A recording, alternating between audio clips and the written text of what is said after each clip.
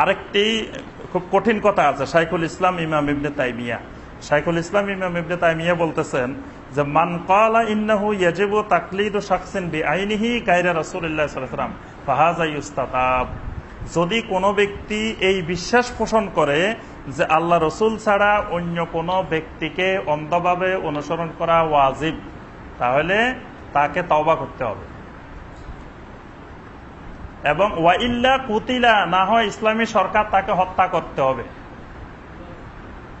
মারাত্মক কথা। শাইখুল ইসলাম ইমাম ইবনে তাইমিয়া বলছেন যে একমাত্র পৃথিবীতে একটা মানুষই আছে যে মানুষটার কথা আপনার বুঝে আসুক না আসুক, মানে তাকে অনুসরণ করা ফরজ, ওয়াজিব, তার অনুসরণ করতেই হবে।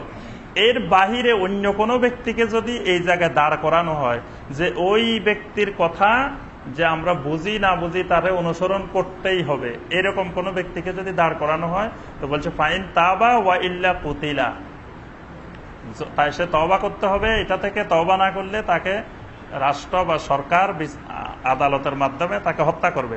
লিয়ান্নাহু লা আহাদা ইয়াজিবু ইত্তিবাউ ইল্লা মুহাম্মদ সাল্লাল্লাহু আলাইহি ওয়াসাল্লাম, কারণ পৃথিবীতে এমন কোন মানুষ নাই যে মুহাম্মদ সাল্লাল্লাহু আলাইহি ওয়াসাল্লাম ছাড়া যাকে ইত্তিবা করা ওয়াজিব।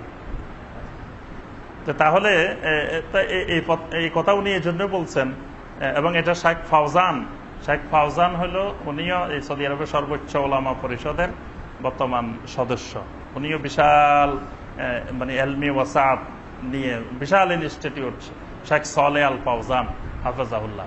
তো এই কথাটা এই জন্য বলছেন যে কেউ যদি বলে যে আমি বুঝি আর না বুঝি এই ইমামকে অনুসরণ করতেই হবে, যে তাহলে তো আল্লাহ রসুলের উপরে সেই লোক দাঁড়াই গেল, যে রাসূলের কথা বাদ দিয়ে সেই লোকের কথা নিতে হবে। অথচ প্রত্যেক ইমাম বলছেন যে সহাল হাদিসু ফাহুয়া মাযহাবি, মানে আমার কথা যদি রাসূলের কোনো কথার সাথে বিপরীত হয় বা রাসূলের কোনো হাদিস যদি আমার কথার খেলাফ হয়, তা আমার কথাকে তোমরা ছুড়ে মারো, রাসূলের কথাকে গ্রহণ করো। তাহলে রাসূলের বিপরীতে দাঁড় করাইলে তো তার ইমানে থাকবে না।